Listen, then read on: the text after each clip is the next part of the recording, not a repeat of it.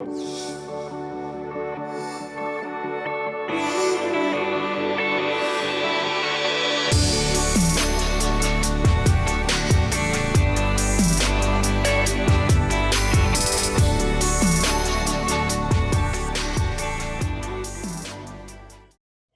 and welcome to the Train Right podcast. Today's guest, we have Clare Gallagher. Clare is an ultrarunner and environmental advocate living in Boulder, Colorado. After studying the impacts of climate change on coral reefs, she transitioned to running in mountain regions. She won the Leadville 100 and Western States 100-mile runs. But more importantly, Clare advocates for air quality, renewable energy, and public lands policies. She's a Patagonia global sports activist and works with the climate advocate organization Protect Our Winters. Hey, Clare, welcome to the podcast. Thanks for coming. Hi, Hillary. Thank you for having me. How are you doing today? I'm good. Yeah, we're not far, which is nice. It's well, yeah, welcome back to you. I know, I'm so happy to be back in Colorado. But yeah, I'm super pumped to talk to you today because I feel like, especially this year with everything that's been going on and for years to come, I feel like we're at kind of a pivotal moment for policy change and what it means to be an outdoor athlete and kind of an advocate for the environment or an activist for the environment. So I guess we're just gonna kick it off. What does it mean to be an environmental activist to you? And am I using that right? Advocate, activist? What do you think? Yeah, well, it kind of depends on the context, but yeah, we can go from there. It's funny because I think those two words, advocate and activist, they some people have a lot of opinions about them. Yeah. I see advocate as a bit more of a formal role. Like an environmental advocate might be someone who lobbies at Mm. the federal level, so in DC for like climate organizations, or conversely for oil companies. That wouldn't be an environmental advocate, but where an activist might be seen more as a grassroots level, so someone like an organizer who is contacting community members like in a small town or in a smaller area, and doing maybe more one-on-one type work. Or you could see an activist as someone like doing direct action. So, say, doing sit ins at a senator's office who isn't Mm. supporting climate organizations, or, hanging big signs over a highway that says, like, vote for Earth, vote for Biden, things like that. And Uh, I see myself as both an advocate and an activist. mhm. Yeah, so I don't, you know, uh, think for the context of this conversation, it's matters too much. Okay. But it's kind of interesting when you get into the weeds, because someone, maybe if those phrases are new to them, Yeah. it's cool to see the big span of ways you can get involved with environmental advocacy and Mhm. activism. It could be in a really formal or like less one-on-one setting, like even just signing on to online petitions or sending emails to your senators or representatives or calling them, like that fits in with it. But so does like running up for clean air, Mm. and Yeah. going to events and talking to people about climate advocacy and climate change. And yeah, it could mean a million things, which I Yeah. think is so cool. I hope that people feel invited, that every human on this planet can see Mhm. themselves as an environmentalist just by virtue of living on this planet and breathing air. Sometimes Yeah. it's clean and sometimes it's not clean, so that like makes air political, like intrinsically, Right?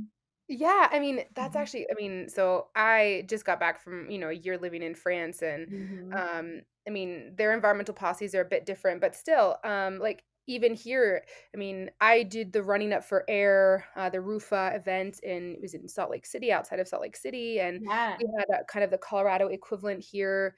I did 2 summers ago, but I mean, even this summer, like, with the air quality, the poor air quality of the fires occurring in Colorado, like, it can just start as simple as that, like, where people get, to kind of experience, what's it like, to not be able to kind of go outside and have your health at risk. And I think Totally.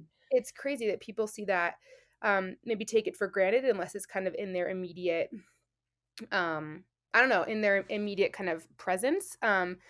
But I guess, I mean, that kind of leads me to my other question is, how do you see the role of athletes and, professional or non-professional athletes, shaping the future of outdoor sport, recreation, education, and like influencing almost policy? Yeah. I see it as a responsibility Mm, for any let's stick with any ultra runner or trail runner, yeah. for our community, Yeah. any professional who is seen and has a platform in Mhm. this community to be talking about clean air and how I believe clean air is a human right. Yeah. And it's cool when, most of us have clean air to breathe, but just because, say, you go through a year where your AQI, your air quality index, isn't bad, it doesn't mean we should turn a blind eye to the communities that are breathing really polluted air. Mm, And those are more urban areas. It's predominantly areas that have like oil refineries or toxic chemical plants near them. And, you look at the stats of that, it's predominantly black and brown mhm. communities. And no one's immune to it. I live in Boulder, Colorado, which doesn't have oil refineries by it, but Mm, we experience the horrific smoke from wildfires this year. It's the worst I've ever experienced and yeah. breathed in my entire life, and I've lived in Colorado. I grew up here. Yeah. Me It's too.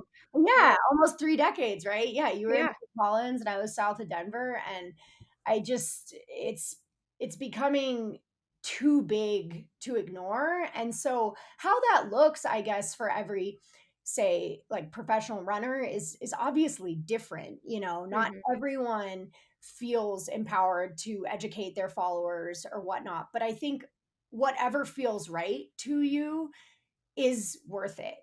Even Yeah. just talking about it, like, what does it feel like to breathe bad air, and why it matters that our leaders should also regulate pollutants, Mm, because clean air is a human right, and we have the Clean Air Act in the US, and a lot of other countries have similar, like, seminal environmental policies and mhm. laws. And right now our government is failing us. Like, our Mhm. government is not using the Clean Air Act to regulate emissions of CO2, which is causing a worse global climate change, and Mm, that's a problem. So it's like, how much do we want to talk about this in the running world? It's different for everyone, but mhm. every little mention matters. Every little educational piece we find matters, especially Mhm. as our scene becomes so digital. It's so sad we have to do so much online, but I know. but, And it matters, yeah. absolutely. And I mean, this is maybe a little bit of a tangent, but I feel like in the ultra running world and trail running world, there's a lot of crossover between like winter sports, especially in, Colorado or in mountainous places and, the off season. And what's your role at Protect Our Winters?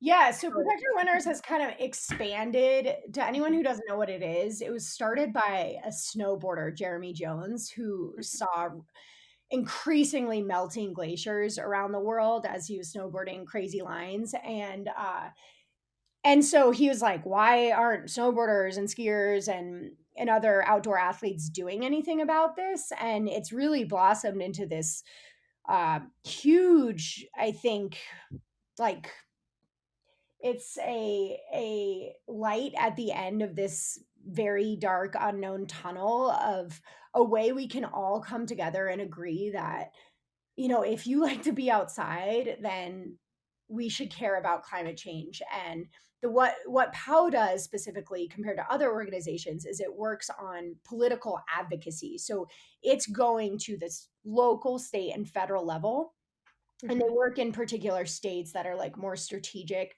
that have a chance of passing good climate laws, like in Colorado, for example, in the last few years.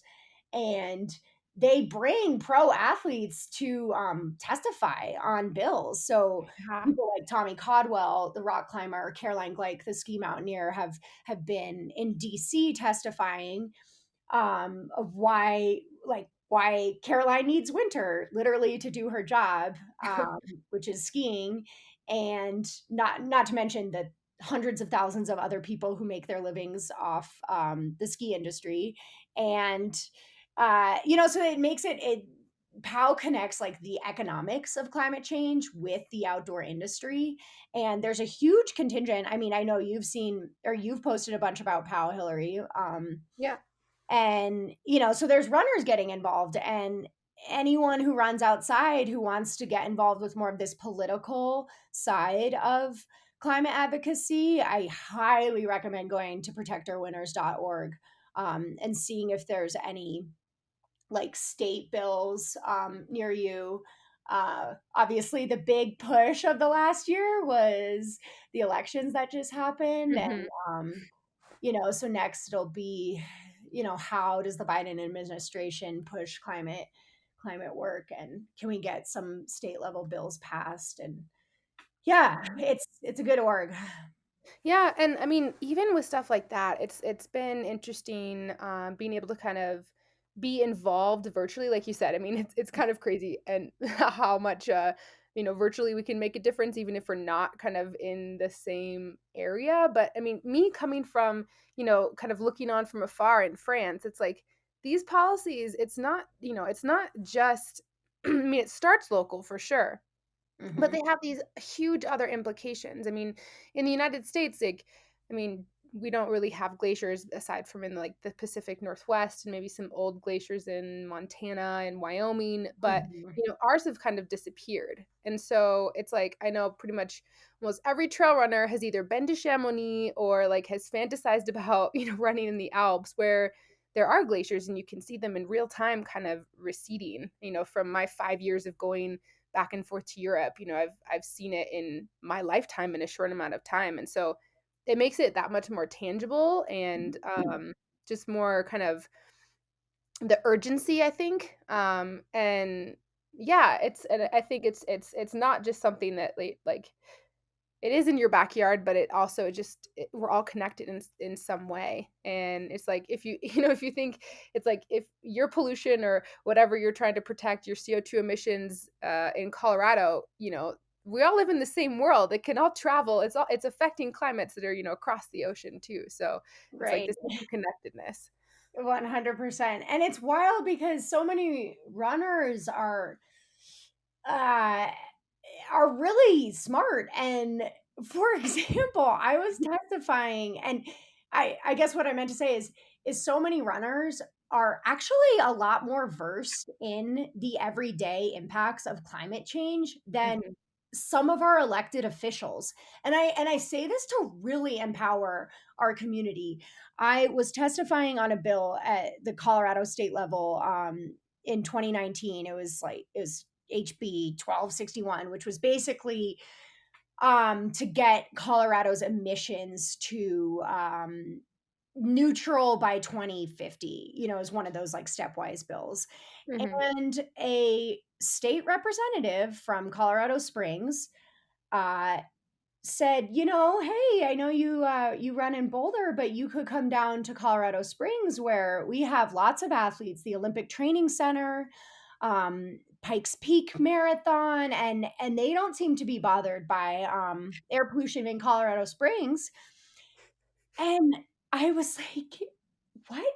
This is like this is in the state capital. It's like a very official setting. And here is an elected official who is failing to acknowledge very basic facts of science that one, Colorado Springs does experience pretty bad air pollution, just like the Front Range of Denver. Um, and and it's just, what he said was false. Like, just Mhm. because you have athletes living there doesn't mean they are living there because your air is clean. It's actually not clean, and maybe you should check your own air quality, like, on a more regular basis, and so it put me in a really uncomfortable position.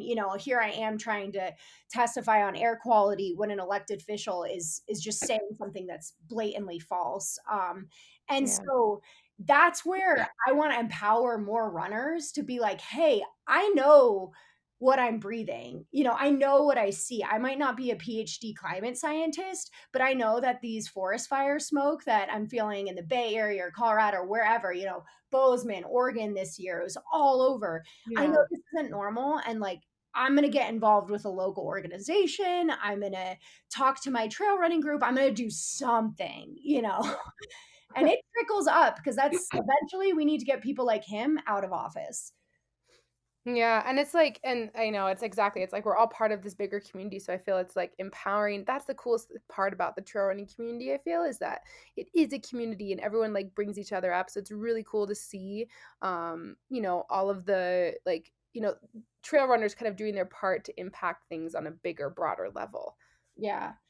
Yeah. Yeah, and it's like, it sounds kind of vague what we're talking about, but to get specific, it's like Yeah. you can Google organizations like 350.org and see what the local chapter is, or sunrisemovement.org, which Mm, that's like they definitely identify as activists. I love Sunrise Movement. They do a lot of direct action and climate justice.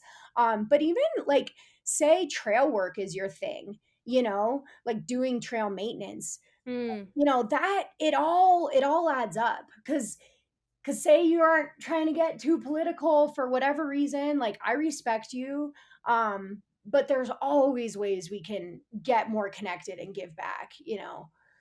Yeah, and so this is a kind of a good little segue, Mhm. so how do you balance being a trail runner, like a professional athlete, and your carbon footprint? Oh, Um, great question. yeah. Yeah, which I'm sure, like, you've thought about this a bunch. I feel like we've talked about this on runs before, Yeah, and, my answer to that, I'll give you the shorter version is everyone is imperfect in some way. At yeah, least I know I will always be imperfect. And I really don't want to get my imperfections in the way of any type of progress. yeah, I could refuse to travel and move, off grid and not use a cell phone and do all the things to have a very low impact lifestyle. And I'm choosing not to do that. I'm choosing to find a medium. yeah, And I think professional athletes get a lot of unwarranted flack for yeah, flying to races because, frankly, it's our job. I mhm, chose to travel fewer times to Europe in the last few years. Obviously, I haven't been this year, mhm, because I started to add up my emissions every year, and I'm like, okay, you know what? I can't justify like that many flights across the ocean, so I'm gonna limit it to only one, like at the very most. So I'm yeah, doing little things here and there, and I trust that other people are making those decisions for themselves. And I've been told like completely lambasted on social media for being, a hypocrite and blah blah blah. This was yeah, a couple years ago, and I think people have started to look a little bit bigger picture because when you look at a lot of, or I think it's like air travel emissions in the US, a large percentage of that, I'm not sure what percent, but it's more than 50, is corporate travel. And so to criticize a professional athlete who has a platform for doing their job, but to not look at the corporate world of travel of people who are, flying from New York to LA every week, um, I think is really unfair and unwarranted because I don't think, people who have to fly to do their job can't be climate advocates. You still can. You yeah, know, everyone's in their own is in their own scope. So I would encourage people to like go easy on themselves. Say you drive like a gas guzzling truck, like that doesn't mean you can't be a climate advocate. You can be. You could be maybe the best climate advocate in the world. Um, but consider buying an electric car once your truck dies. If you can afford, like we can do things here and there, which is what I've done in my personal life. But I think, yeah, we have to really go easy on ourselves and know that we're all connected and no one is perfect. I know. I love that, and I feel like with some of these conversations we've had on runs, I feel like it's like we can like save the world. Yeah, yeah. But, It's like, no, but it's like it starts small. I mean, at least from like we've talked about this as far as like traveling to races. I mean, one way that I would combat it is because I primarily race in Europe. So yeah, 'cause basically, that's like what you do. You're a sky runner, so yeah. it's like you can't get criticized for that. So, anyways, sorry, continue. No, but I mean, so I mean, I'd have to go there. So basically, what I would do is instead of flying back and forth for each race, I would Mhm. literally fly once, and then I would stay in Europe for the summer, and then fly back. So I'd only be taking 2 flights, but of course, that's requires some different things. But I saw that kind of as an opportunity, and I mean, this past year when I was in France, I mean, I got stuck there, but Yeah. um, but I know I actually had a whole year without a car, and like, even though I have a car here in the United States, I have my bike, and so I use my bike any chance I can get. And it starts small, but you're right. It's like everyone isn't perfect. And we've talked about this too, as far as like, eating less meat or things like Mhm. this. Like, I haven't been able to do that perfectly. I mean, like, as a woman who, iron content is super important. I can't do that 100% of the time. Mhm. But there's also, there's ways that you can it's not an all or nothing situation. I mean, there's ways that, if you have it once a week, that's better than, every meal. Or Right. Exactly. yeah. Yeah. But and so this is also kind of like a related question to this, because it's something that I've wondered. And it's something I also balance kind of in my mind when I'm trying to race. So do you consider your goals for racing and running and travel first, or do you build your goals around environmental concerns first? Do you see what?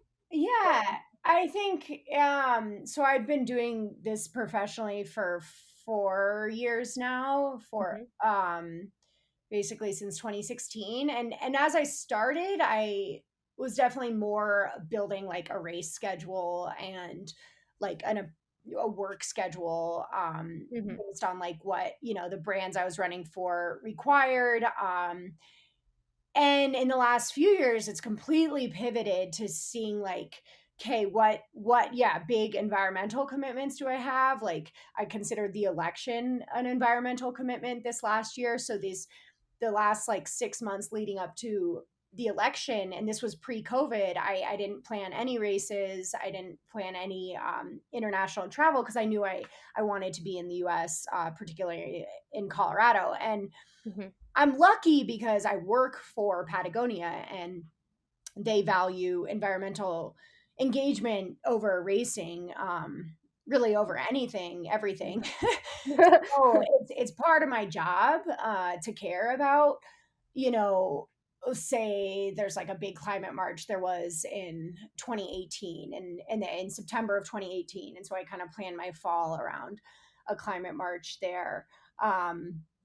And yeah, it ends up like kind of all working out, I think everyone is balancing multiple goals or commitments in their lives.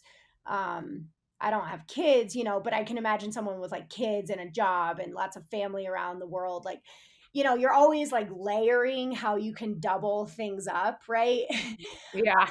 And so that's what I've started to do with running more so and environmental issues.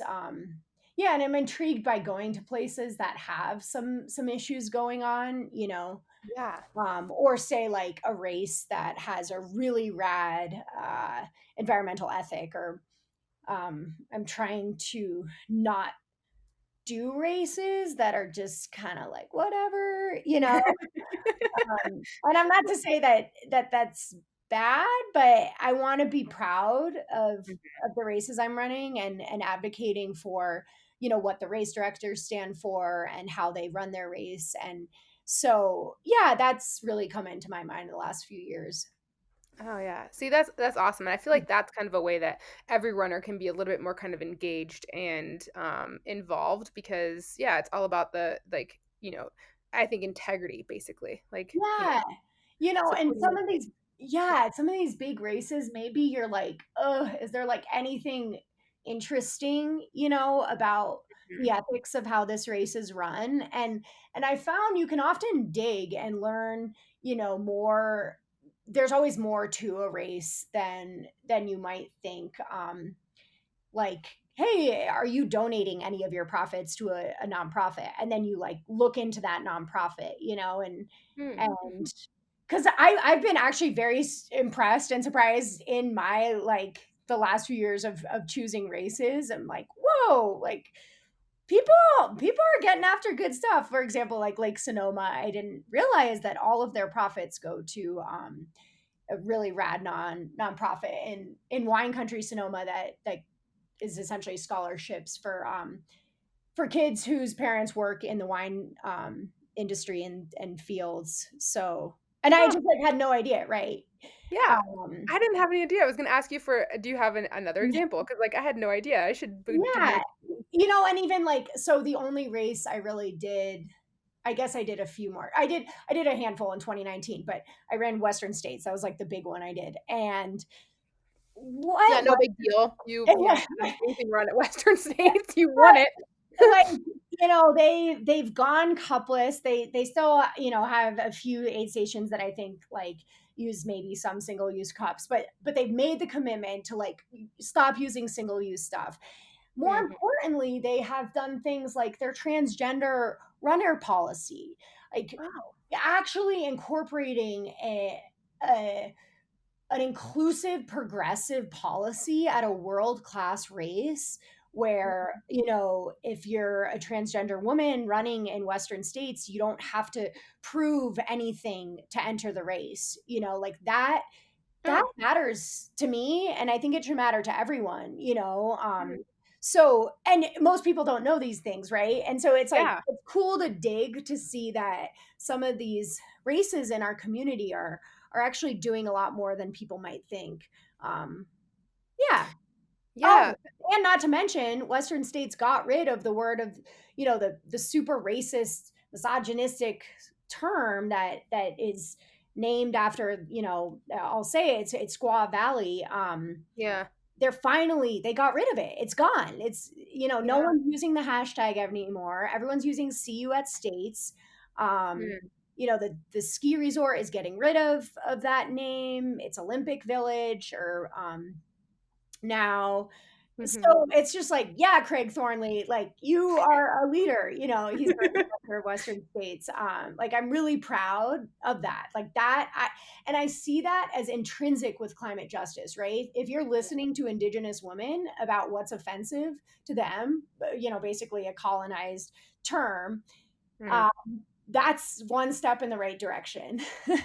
Yeah, I mean, this we didn't even talk about this, but this is kind of this whole like intersectional environmentalism, this movement that's kind of um I mean, in my mind it seems do you know much about this? Oh, yeah, yeah, yeah, and the gal who kinda has the new she has this great popular platform, Leah Thomas, Yeah. she used to work for Patagonia, so I know her. Yeah. Yeah. Exactly. So I mean, that's another topic that people should look into, but I mean, you kind of touched on it a little bit with the indigenous population and kind of how that ties into environmental activism and advocacy. So, Right. yeah. Yeah, and, like, is your race inviting, Yeah. Like, I yeah. mean, and I think about like Western states too with I mean, I interviewed Gina Lucrezi on this podcast about Trail Sisters, and Western States is one of the races that incorporated kind of a new progressive policy for women who have to defer due to pregnancy and like Yeah, maternity leave. So, yeah. so awesome. Yeah. But I guess to tie back into to obviously like environmentalism and activism and advocacy. How what's your best advice for trail runners to make a difference and be more involved in environmental advocacy or awareness? Well, I would ask them first, like, what interests you? You Yeah. know, if someone is really intrigued by politics, I'd say, "Okay, I'm gonna recommend an organization like Protect Our Winners or Sunrise Movement or even 350.org, um, Mhm. where those organizations are educating and informing like members or people who are following along with really important policies that are happening. And then you can kind of like geek out, right? And then you can contact your representatives and senators and get all your friends to when the moment is necessary, you know, because Mhm. it goes like in waves, right? With politics, it's in waves. Like sometimes there's not really much to be like getting out the word about, but often there is. But say that sounds like horrible to you and you just want nothing to do with anything I just said, then, you know, do you like doing trail work? I think there are so many of us trail runners. Supposedly, there's 8.5 million of us that identify as trail runners in the US. And we could be pulling a little more weight when it comes to trail work. I know there are so many communities in the US that are, you know, Mhm. trail running groups like our Boulder group, Rocky Mountain Runners, has been doing work even during COVID. They've, you know, found ways to do it safely. But if going out and, you know, whacking at the ground with a shovel sounds fun to you, like that matters. Say you just have no idea where to start and you're a big reader. It's like so many books that you could read, you know, you could start with. If you're big into like Twitter, it's like, hey, first follow all your representatives, your city council members, and like some climate scientists, right? And just start to learn and immerse yourself and see what really piques your interest. Because Mm. I would hate to say to every trail runner, like, hey, you got to get involved with this, or you got to do this amount of trail work a year. You know, people need to do what they want to do. Yeah. And I just believe that there's so much we can do in the climate movement that someone will always find their niche. Absolutely. I mean, and I think if people want to, that's great advice because if people want to do what they're passionate about, then it doesn't even seem like work. It just kind of, it just happens and you get more, just like more involvement, anyways. Yeah. Yeah. Well, I mean, that was all the questions I had for you. I feel like we could talk about a whole bunch of other different things, but this is I think this is a great start like for people who are wanting to get more involved and kind of interested in seeing, what exactly does it mean to be an environmental advocate or Hmm. activist as you said. And I mean, anyone who isn't already following you, they should because you're involved in some really cool stuff and you make me super excited to like go trail running and then it just it's like for me it's a trail running seems like selfish. It's like running I feel like is such a solo activity, but like when I go running with you or I see like kind of the stuff that you're doing, it's like yes, heck yes, like trail running can be part of this greater bigger movement and you can affect positive change and it's just really it's really inspiring. Absolutely. Well, thanks, Hel. I yeah, we should get out soon. And yeah, I hope people are, you know, go easy on yourself too. I think Yeah. sometimes if people might listen to these more environmental focused podcasts, they might think like, "Oh, I'm not doing anything," but looking at your life and already seeing what you are doing matters, you know. Maybe you run like there's so many things that people might be doing already, you know. We've kind of covered it from diet to travel options to you know, the brands you buy, things like that. And Mhm. give yourself a pat on the back and then go ask your running buddy, hey, like, what do you think we should do next? You know, because I think the best work comes from collaboration and actually talking to other humans. I love that. Oh, thanks, Claire. On that note, Thank we'll say you. goodbye to you, and thanks so much for taking the time, and as always, it's so inspiring.